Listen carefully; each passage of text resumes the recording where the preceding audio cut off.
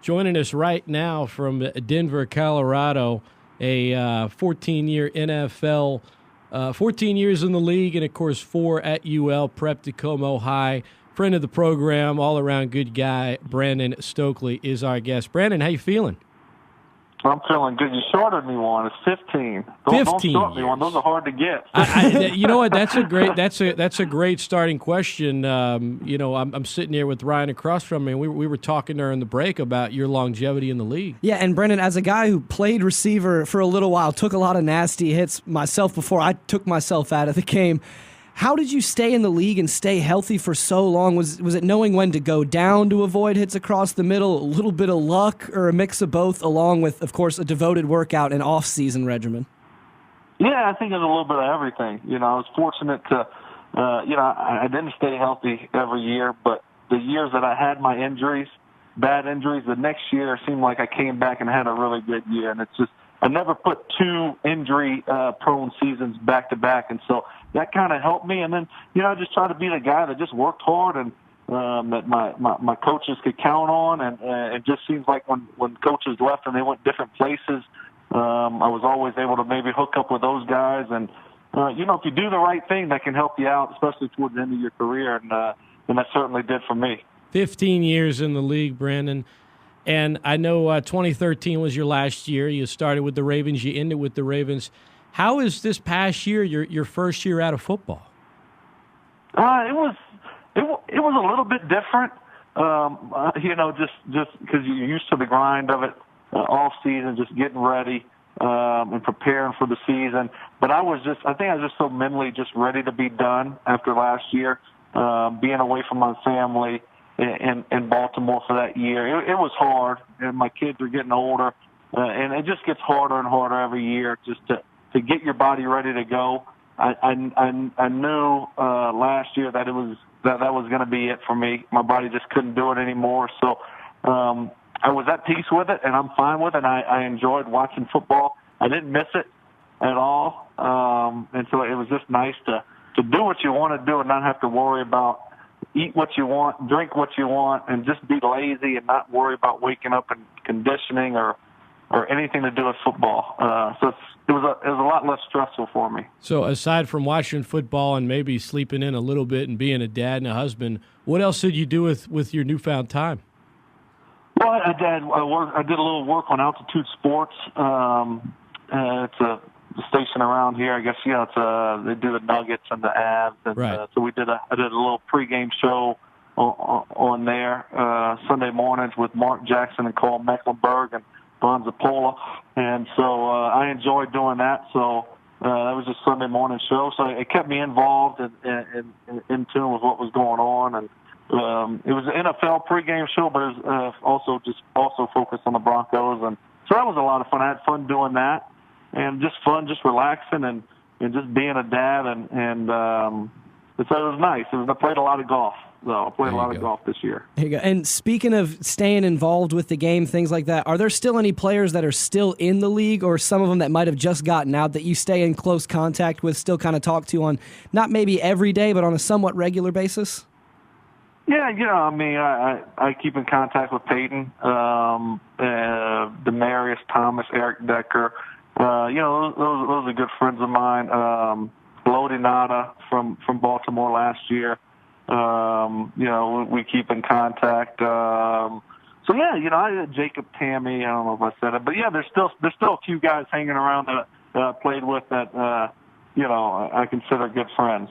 Are any of those guys that are still in the league kind of ask you any questions about, hey, where's that fountain of youth that you got to stay in for 15 years? Do any of them ask you any insider questions like that? Yeah, especially the young guys, like a Demarius or Decker, and really it is. I was blessed. Like I said, I was very fortunate to you have to have a lot of luck on your side to go your way to play that long.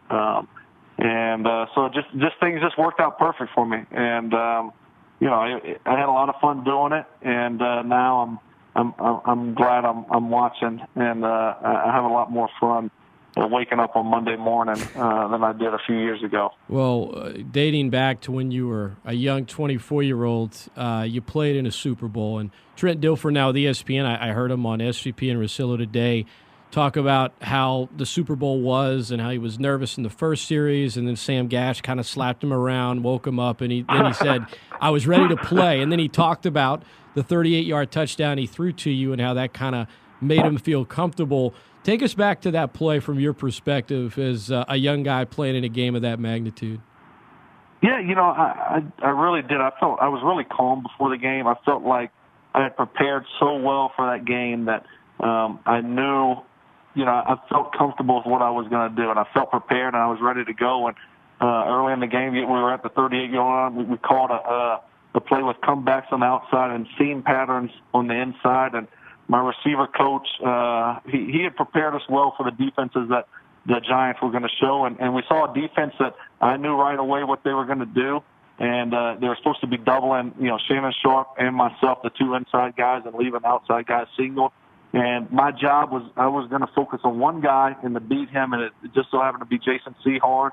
And Trent Dilfer did a great job of looking to the left at Shannon Sharp, and then coming back to me. And I think actually the safety that was supposed to be helping Jason Sehorn kind of went with Trent Dilfer's eyes, and so he kind of left Sehorn out to dry, and he made a great throw, and that was just something that I never thought imaginable, catching a touchdown in a Super Bowl. So that was really a special play for me. Brandon Stokley, our guest here, ESPN 1420 and .com. It's the Great Scott Show, and I talked to your old Ragin Cajun teammate Jake Delhomme yesterday, and he talks about the Super Bowl almost like it was yesterday, Brandon. He remembers specific plays. He remembers the preparation for the game, and he thinks about it a lot.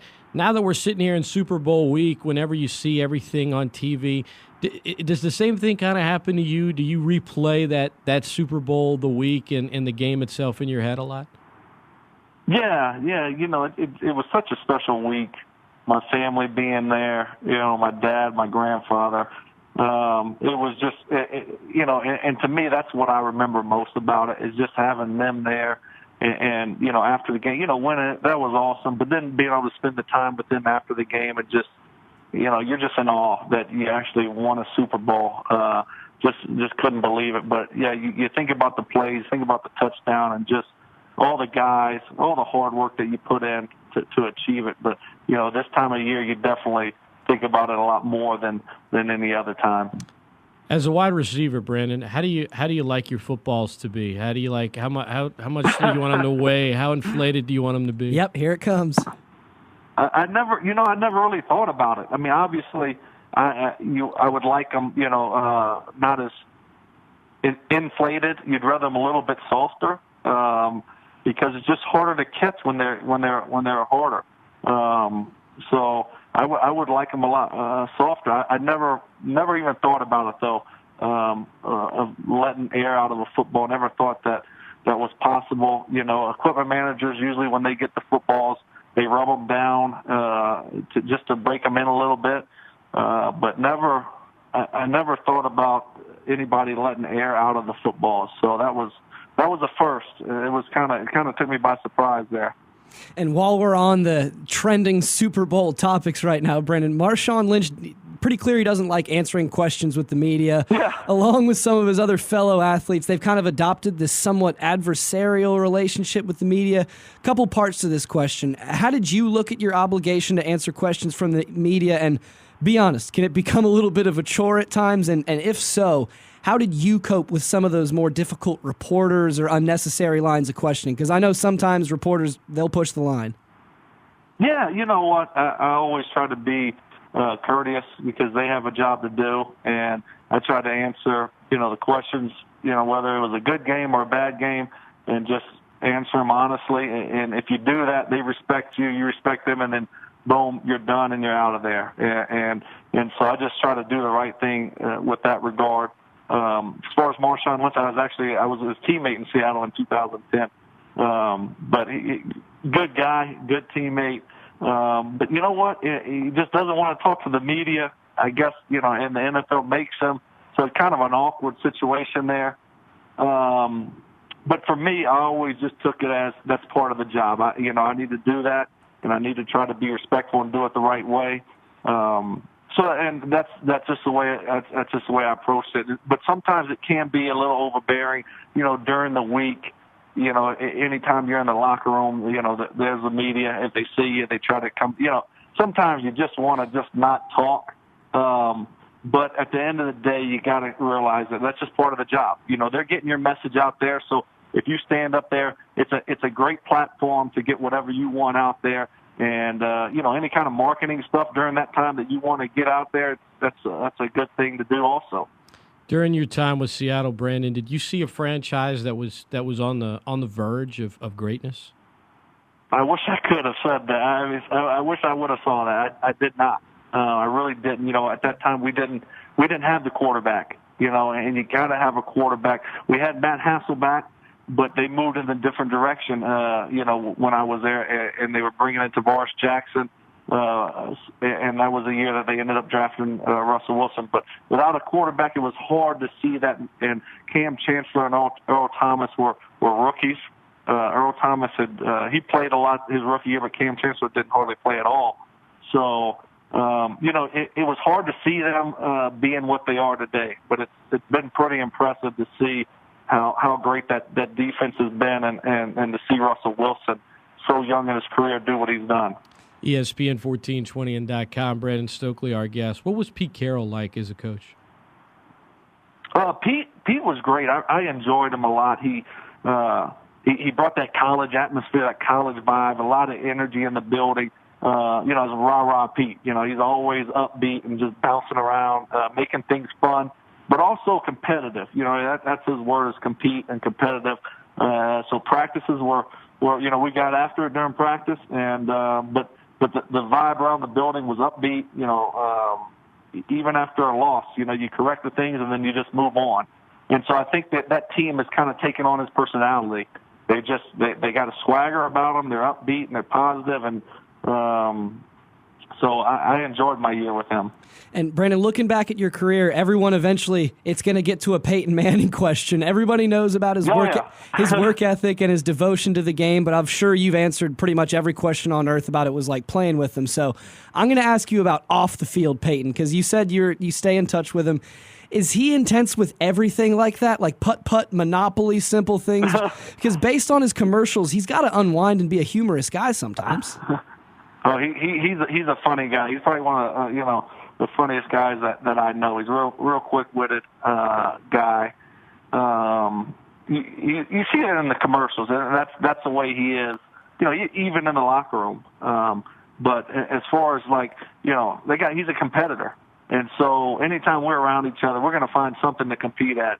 And we're always on opposite sides of it and going at it, but.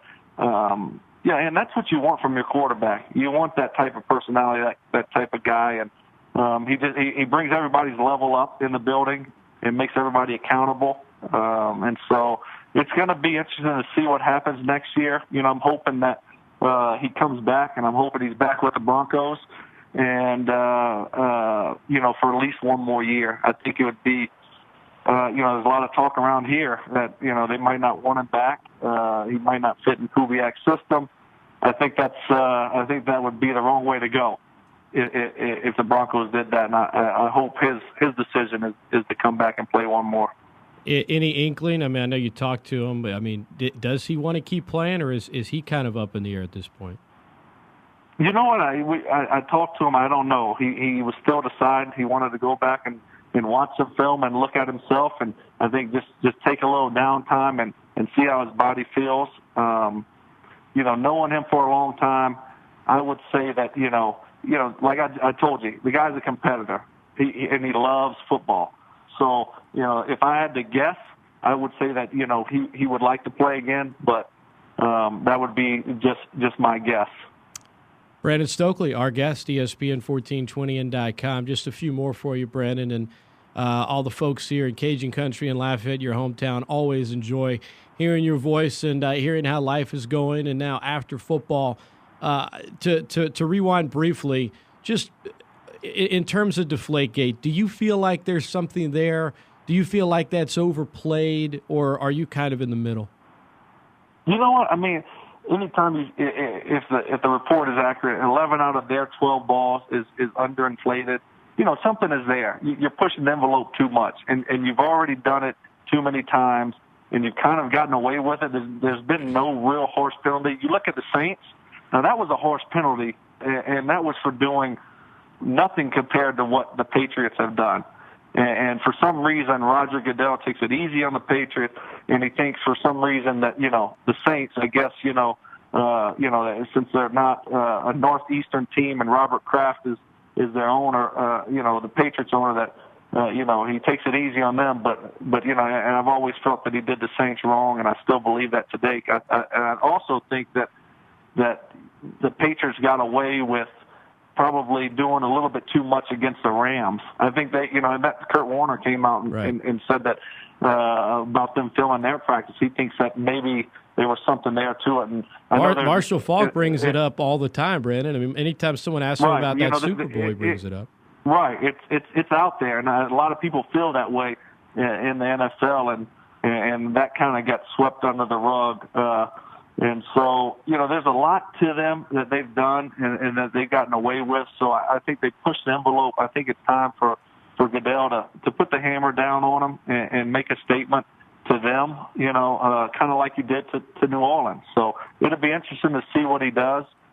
Will he do it? I doubt it. I really don't think he will. All of a sudden now he kind of he starts giving his somebody else is doing the investigation now, but when it was the Saints, he just did whatever he wanted to do and handed down a penalty, and it is what it is, and so to this day, I thought those players, Sean Payton, that organization was done wrong by him, and, it was unfair, really was, and, Paul Tagliabue comes back and says that their suspension, everything ought to be lifted up, but the damage was done to those guys in that organization. I know I'm rambling off on something totally different, but that's my thought about the Patriots and this whole scandal and that's going on now. You can ramble on this show anytime, Brandon. And on a serious note, I know that there are a lot of folks around here that agree with you wholeheartedly, and I don't know exactly what the commissioner's going to do, but he and Kraft do have a friendship, and now they're reviewing video evidence. But their history with video evidence isn't the greatest, and they're not going to do anything before the Super Bowl. I'm anxious to see what they do afterwards, and I have serious doubt as to whether or not he's going to come down harsh on them. Last thing, Brandon, and I think we know the answer to the question based on what you just said and the fact that you have a history with Seattle. But do you have any rooting interest for the game this Sunday? And aside from that, objectively, who do you think wins this game? Well, yeah, I don't really have too many great feelings for the New England Patriots. First of all, they beat me too many times, so I still hold a grudge about that. So I never really liked them, and then all this stuff comes up year after year with them. So it just makes it hard to like that organization for me. And like you said, I still got some friends on the Seahawks, so I'm definitely pulling for the Seahawks. And I like them 24-20 in a good game. So it should be a fun Super Bowl to watch, and hopefully the Patriots lose it. It'd be nice to see them lose 3 Super Bowls in a row after winning their first 3. There you go, Brandon. Always, man. We appreciate the time. We appreciate the honesty, and I know I chatted with you last year's Super Bowl week. We'd love to chat with you every year before the Super Bowl if you're up for it. But very glad to hear you're enjoying retirement. And you're home away from home, your original home, Lafayette. You're always welcome down here. Everybody loves you in Cajun country. Thanks so much. I appreciate it. Thanks for having me on. Appreciate the time, Brandon.